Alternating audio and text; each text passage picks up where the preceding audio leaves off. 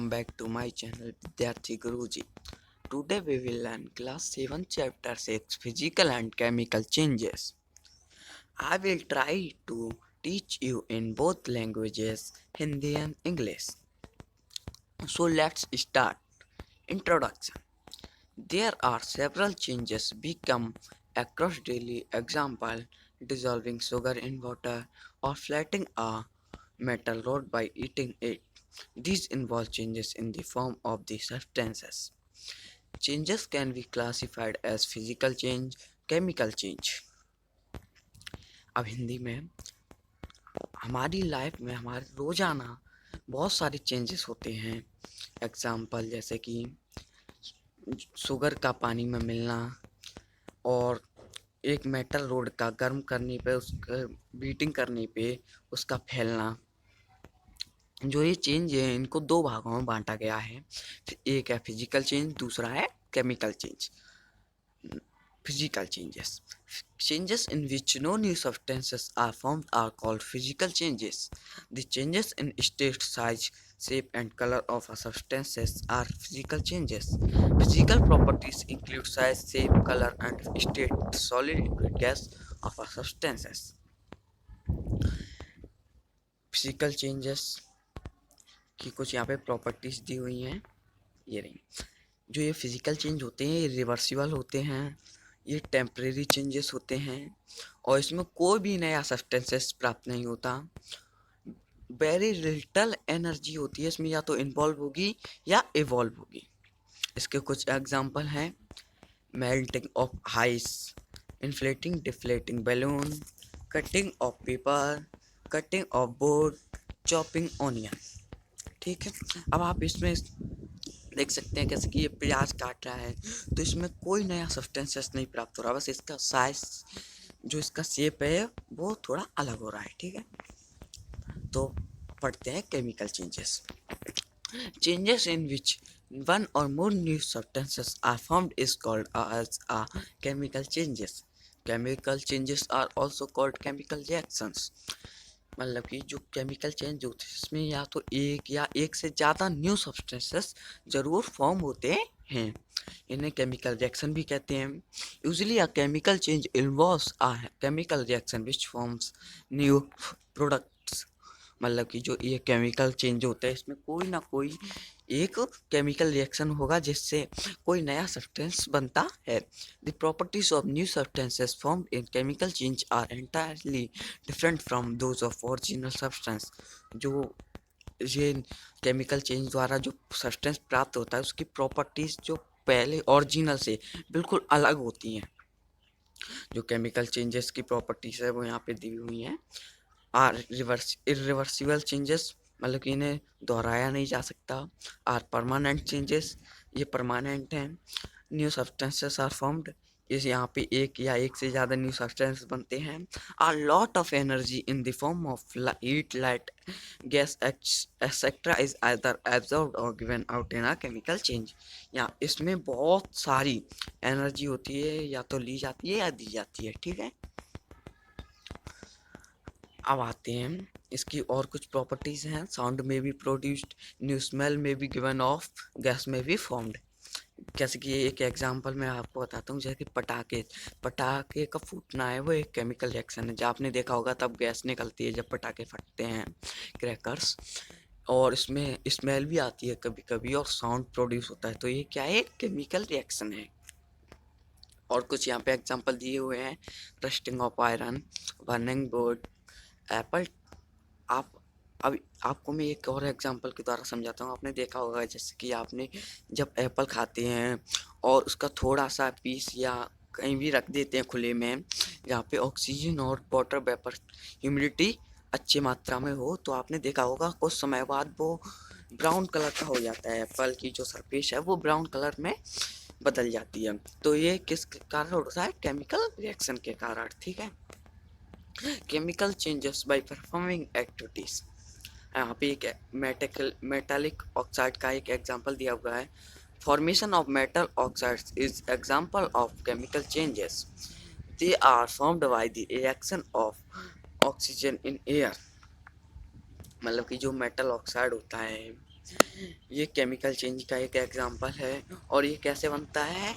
ये ऑक्सीजन से हवा में रिएक्शन करने से बनता है।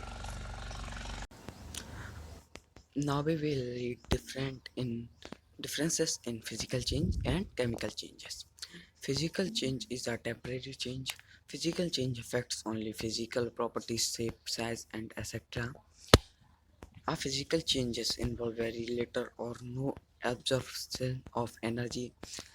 Examples of physical changes are freezing of water, melting of wax, boiling of water, etc. Generally, physical changes do not involve the production of energy. In a physical change, no new substances is formed. Physical changes are reversible. Chemical change. A chemical change is a permanent change. Chemical change affects both physical and chemical properties of the substances, including its composition. During a chemical reaction, absorption and evolution of energy take place. Example of chemical changes are digestion of food, burning of coal, resting, photosynthesis, respiration, etc. Chemical changes usually involve the production of energy, which can be in the form of heat, light, sound, etc. A chemical change is always accompanied by formation of one or more new substances. Chemical changes are irreversible. Burning of magnesium ribbon. The burning of magnesium ribbon is a chemical change. When magnesium ribbon burns in air, then the magnesium metal combines with the oxygen of air to form a new substance called magnesium oxide. Magnesium oxide आपने देखा होगा cylinders में लगा होता है, और ये cotton के आपके कपड़ा देखा होगा उसी की तरह होता है, उसमें ऊपर लगा देते हैं, उससे लौ निकलती है। ठीक है, तो ये यहाँ पे ये केमिकल रिएक्शन है। जब ये ऑक्सीजन के हवा में जो ऑक्सीजन प्रेजेंट है उसके साथ जब रिएक्शन करता है तो क्या बनता है? Magnesium oxide. आप देख सकते हैं यहाँ पे इसका ये दिया हुआ है 2 Mg प्लस के O2 equal to 2 MgO। Magnesium oxide compound appears as a white powdery ash। अब जब ये कन्वर्ट हो जाता है तब ये जो मैग्नीशियम ऑक्साइड में तब ये एक वाइट पाउडरी आस बन जाता है, मतलब कि वाइट कलर की राख बन जाती है।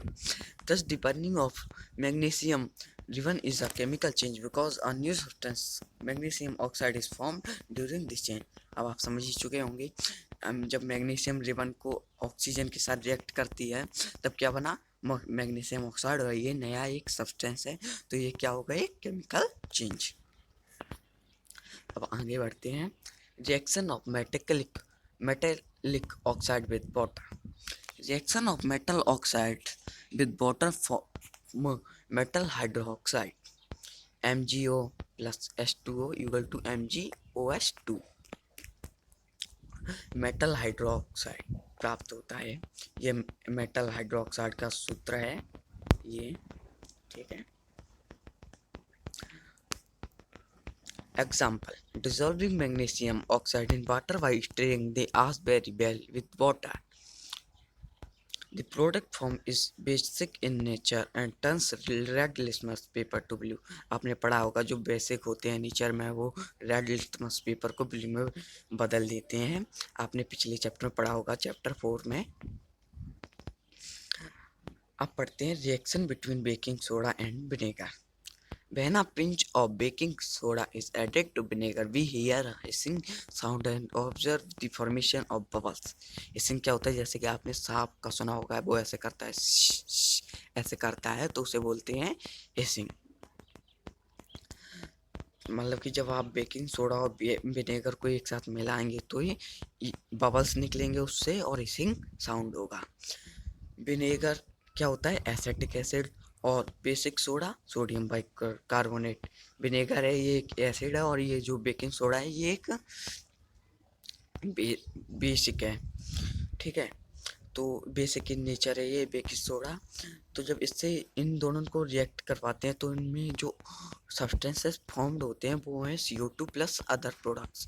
कार्बन डाइऑक्साइड होगी और अदर प्रोडक्ट्स बनेंगे। अब आगे बढ़ते हैं। The carbon dioxide produced during the reaction of vinegar and baking soda when passed through lime water gives calcium carbonate as follows। जो ये कैल्शियम कार्बोनेट का सूत्र होता है, ये लिखा है CaCO3 और ये लाइम वाटर का है CaOH2। ठीक है। Calcium carbonate turns lime water milky. जब लाइम वाटर में कैल्शियम कार्बोनेट मिलाएंगे तो ये मिल्की बन जाएगा। ठीक है। दूध के कलर का reaction between copper sulphate and iron when iron object nails मतलब कि कीलें are placed in blue coloured solution of CuSO4 iron displaced copper from copper sulfate to form ferrous sulfate. The iron nails get deposited with the brownish red substance of copper metal। मतलब कि जब हम जो ये copper sulphate है, आपको मैं दिखा देता हूँ। ये देखिए, ये रहा। कैसे कि ये CuSO4 कॉपर सल्फेट का वो है फॉर्मूला। तो जब इसमें कॉपर सल्फेट सॉल्यूशन में जब हम आयरन नील डालते हैं तो हमें क्या प्राप्त होता है, FeSO4 मतलब कि फेरस सल्फेट प्राप्त हो जाता है सॉल्यूशन। और जो ये Cu कॉपर है ये आयरन नील पे डिपॉजिट हो जाता है। The reaction between copper sulfate CuSO4 solution and iron Fe is a chemical change because it produces two new substances, iron sulfate FeSO4 solution and copper Cu। ठीक है, समझ गए होंगे ये केमिकल चेंजेस, क्योंकि इसमें दो नए सब्सटेंस बनते हैं। अब आगे बढ़ते हैं। Observation that indicate a chemical change. Heat और light is absorbed or given out during a chemical reaction. Heat या तो एब्जॉर्ब होगी या गिवन आउट होगी केमिकल रिएक्शन में। और प्रोडक्शन ऑफ साउंड भी हो सकता है, प्रोडक्शन ऑफ गैसेस भी हो सकता है, प्रोडक्शन ऑफ स्मेल हो सकता है। अ कलर चेंज में अकर। ठीक है। अब rusting of iron. When an iron object is left in damp air or water for a considerable time, it gets covered with the red-brown flaky substance called rust. This is called rusting of iron. The formation of rust can be represented by the following reaction। मतलब कि जो ये हम जैसे कि किसी लोहे के या किसी भी ऑब्जेक्ट को जब हम खुले में छोड़ देते हैं तो वो कुछ दिनों बाद आपने देखा होगा ब्राउन कलर के सब्सटेंस से ढक जाता है। तो वो क्या होता है, वो जंग होती है। अब ये बनती कैसे है, जब हम किसी ऑब्जेक्ट को खुले में रखते हैं तो जब वो हवा में ऑक्सीजन के साथ और ह्यूमिडिटी के साथ रिएक्ट करता है तब रस्ट बनती है, रस्टिंग होती है। तो इसको जो ये रिएक्शन इसको ऐसे रिप्रेजेंट कर सकते हैं हम लोग, iron plus oxygen plus water equal to iron oxide. तो ये जो रस्ट होती है आयरन ऑक्साइड होती है।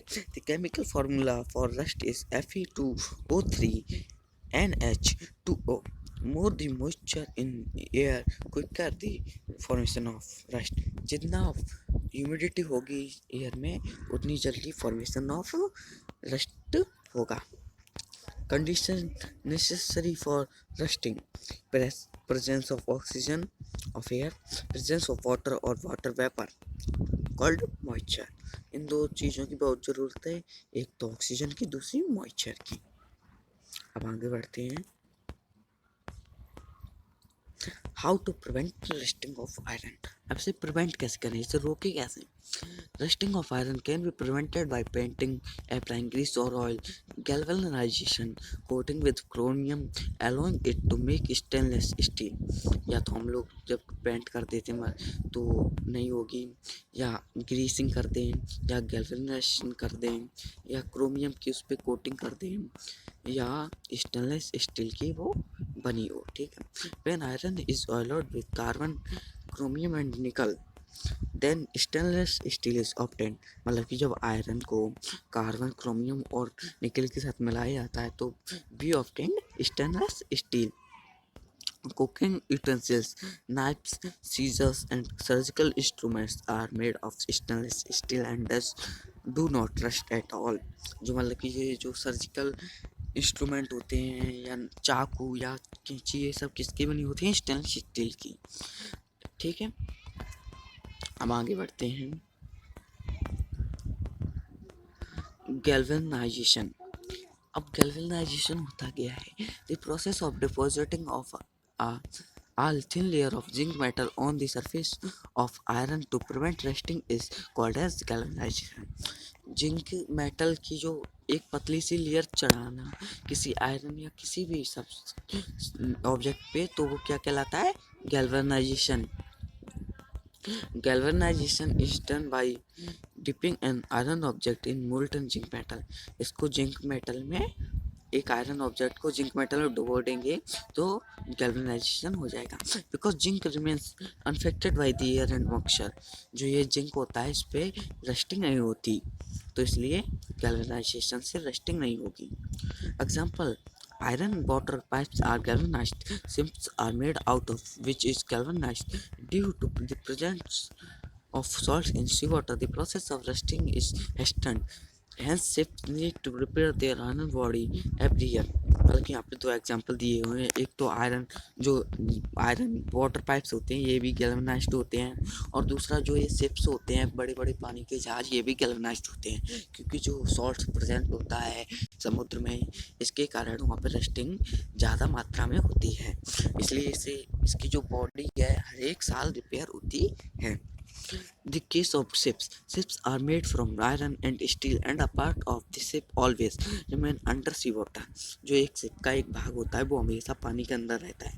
The part of ships which remain above sea water, water drops keep climbing to their outer surface। The sea water contains many salt। The presence of salts in sea water makes the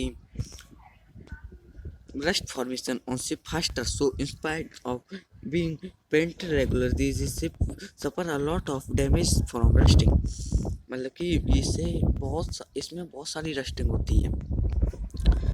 अब आगे बढ़ते हैं।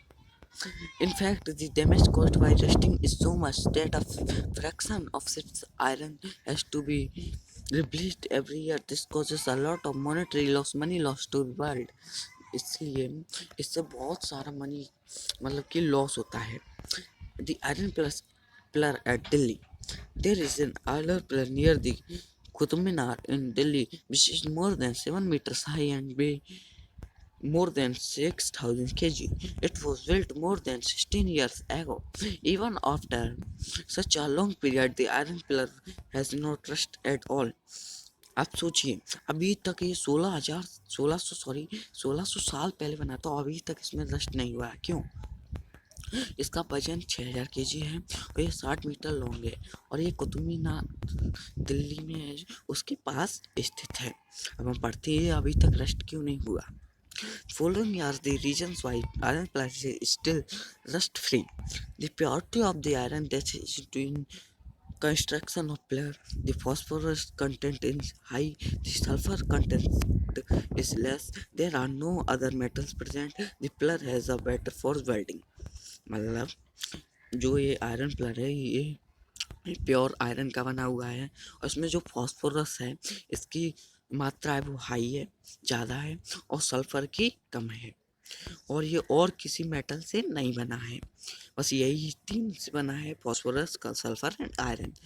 और जो ये pillar है इसमें अच्छी फोर्स वेल्डिंग हुई है। अब पढ़ेंगे फोर्स वेल्डिंग क्या होती है।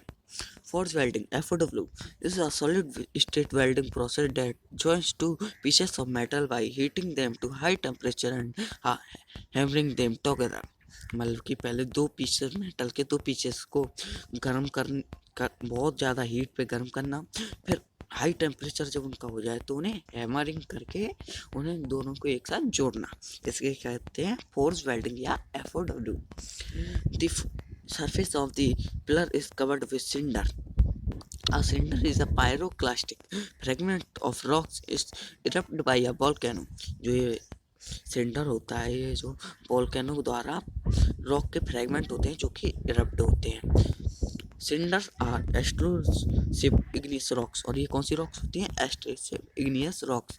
दे are fragments of solidified lava, और ये लावा के फ्रेगमेंट्स होते हैं सॉलिडिफाइड, ठीक है। और ये सिंडर एक पायरोक्लास्टिक मटेरियल है। जो पायरोक्लास्टिक क्या होता है? ये होता है जो मतलब कि वोल्केनो द्वारा इरप्ट होते हैं जो रॉक के फ्रेगमेंट, उन्हें क्या कहते हैं? Pyroclastic. Crystallisation, it is an example of physical change. The process of cooling a hot concentrated solution of a substance to obtain crystal is called crystallization. मतलब कि पहले एक किसी सॉल्यूशन को गर्म करना, फिर ठंडा करना, गर्म करके ठंडा करना, और उससे क्रिस्टल प्राप्त करना क्या कहलाता है? Crystallisation. This process is used to obtain large crystal of a pure solid substance from the impure solid substance। और ये कहाँ पे यूज होता है? impure solid substance से pure solid substance पाने के लिए। and impure solid substance usually contains two types of impurities। जो इम्प्योर सॉलिड सब्सटेंस होते हैं उनमें दो प्रकार की इम्प्योरिटीज पाई जाती हैं। कौन सी? Insoluble impurities, soluble impurities. जो इनसॉल्युबल होती हैं मतलब कि अघुलनशील, और सॉल्युबल घुलनशील। ये इनसॉल्युबल कैसे निकाली जाती हैं? ये रिमूव्ड बाय फिल्टरिंग। और जो सॉल्युबल होती हैं ये क्रिस्टलाइजेशन के द्वारा अलग की जाती हैं। अब आगे बढ़ते हैं। The process of separation of salts from their solution is called as crystallization. It is a purification technique that purifies seawater or separates crystal from impure sample. It is a physical change। और ये जो crystallisation होता है ये एक physical change है, और इसका एक एग्जांपल भी दिया है जैसे कि समुद्र के पानी से सॉल्ट को अलग करना, ठीक है। तो अगर आपको ये वीडियो अच्छी लगी हो, अगर आपको इससे थोड़ा भी ज्ञान मिला हो, तो प्लीज़ मेरे चैनल को सब्सक्राइब और इस वीडियो को लाइक एंड शेयर जरूर करें। धन्यवाद।